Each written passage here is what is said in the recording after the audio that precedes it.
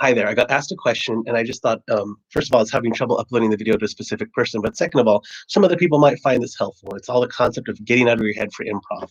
I was contacted by someone who said, I'm focusing on making really good characters, and I also want to progress the plot. How do I do that cohesively in a show? Like, how do I do that without feeling like it's too much work? Like TJ Jagodowski says, effort is ugly. Like you want it to look seamless. Confidence looks really attractive on stage, right?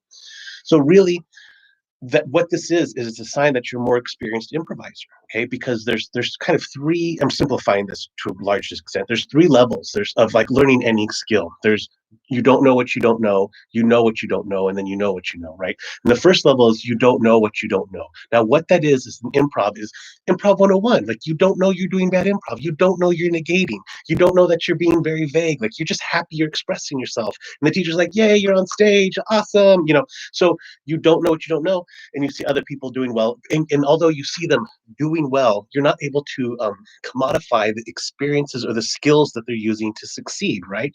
So you don't know what you don't know, and you're just having fun. At a certain level, you want to get back to that, right? Okay. So then the second level is you know what you don't know, which means you've taken enough classes. This is a sign you're a more experienced improviser. You've taken classes, you've read books, you've had some teaching, a lot of rehearsals, blah, blah, blah, blah.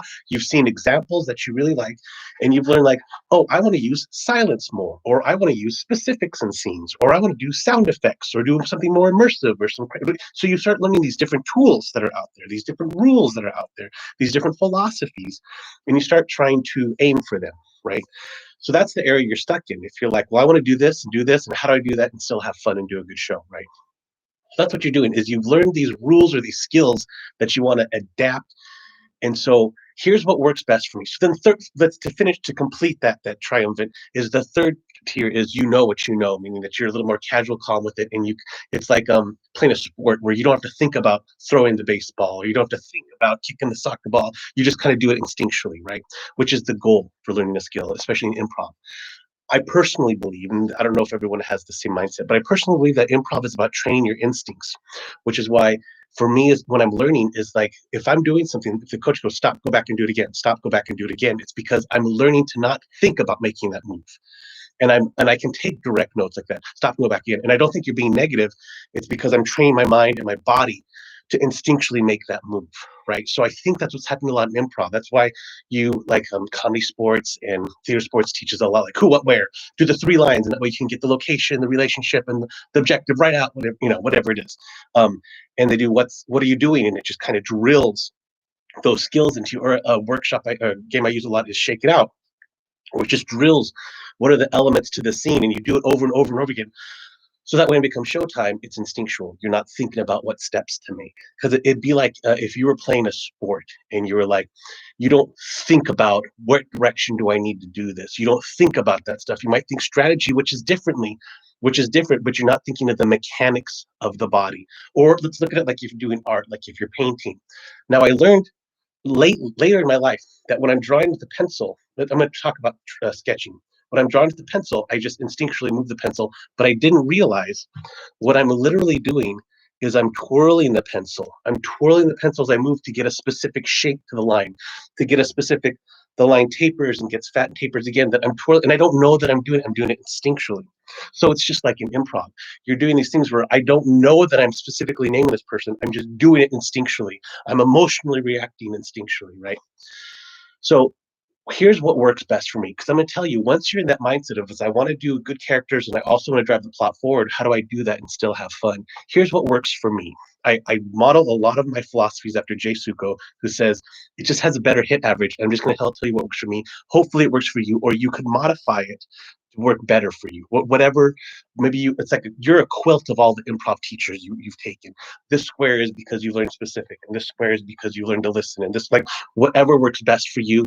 No teacher is doing their students a favor by making them a little Play-Doh copy of themselves, because then there's no diversity there and we're all going to be telling the same stories, right? So what works for me is that I, during a workshop or during rehearsals, if we're working on something specific, like let's say we're working on silence, right? If we're working on something specific, then what I'll do is I'll throw everything else out the window. Like if it's instinctual, I don't intentionally throw out the window. I'm just not going to focus on that.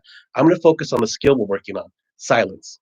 So I'm not worried about labeling things and using object work and blah blah blah. I'm focusing on the skill that the workshop or that the rehearsal's about. Even if it's a rehearsal I'm running, I'll focus on that skill, right? Because that is me learning how to throw the ball.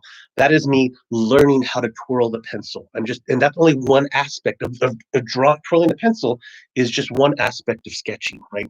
Just one aspect of improv. I'm learning that one skill, whatever it is. And I allow myself to be meta. I allow myself to make mistakes because by stretching and reaching out, I'm learning what the boundaries of my specific style are, right? So I'll allow myself to make mistakes in that workshop. I'll listen to everything that one coach says, even if I don't agree with it, and I'll take another coach that tells me something else. But I'm a quilt of all the coaches I've taken, so I'm learning what works best for me. Then when there's two scenarios where then I won't care about it anymore. The two scenarios are if we're doing a run through. If we're doing a run through of a show and rehearsal, I'm not thinking about any of that stuff. I'm not thinking about anything. Hopefully, all these different skills that I've learned, that I've taken classes in, that we've been rehearsing, has been entrenched in my moves in my body that I can just do it. Okay. The other times I won't think about it is during a show. Okay, so rehearsals and workshops and classes and courses and whatever are all areas where you can think about how do I make a big character and then how do I progress the plot forward. And that's where you can be meta. There's this phrase, don't go to think town. That's where you can be in think town because that's when you're analyzing. That's when you as a scientist are analyzing what does this move do? What does this skill do for my set, right?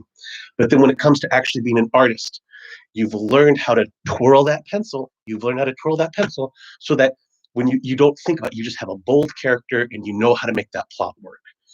Some suggestions for reading I'd recommend are Improvisation at the Speed of Life by TJ and Dave. They do some really good, like, get out of your head and just listen, just react. Don't design. Don't be the architect that's drawing the blueprints for the whole show because there's 8 to 6 people that are also architects that want to contribute as well. So don't think 40 steps ahead. Think just the next step ahead and be in the moment. That's why it's called Improvisation at the Speed of Life. Do I have it right here? Yes, right here. Improvisation at the Speed of Life. You can see all the notes I took on it. It's awesome. I'll read you one quote from it. Um,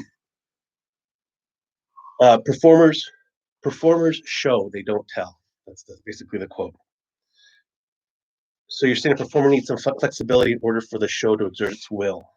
So that's an example of the performer should not be pushing their will on the show. The show kind of has a voice of its own that all the performers are contributing to.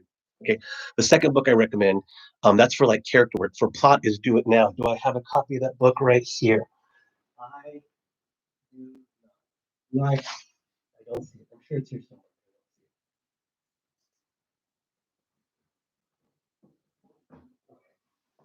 Anyways, Do It Now by Parallelogramophonograph.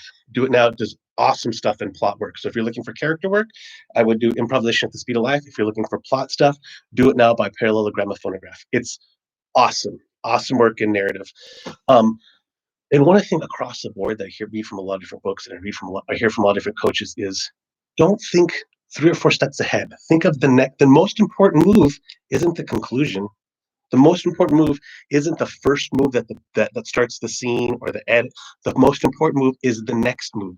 And the next move is a responsibility of the team, not just you. It's not just your responsibility. It's the responsibility of the team because the next move might be a swarm edit.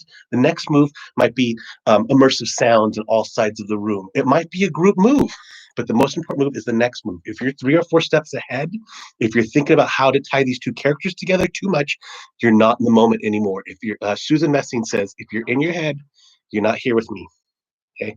So think about just the next move. Don't overcomplicate things and try to be in improv. It really helps to listen, observe, and react as opposed to plan out how the rest of the show is going to be. Plan out who you are as a character.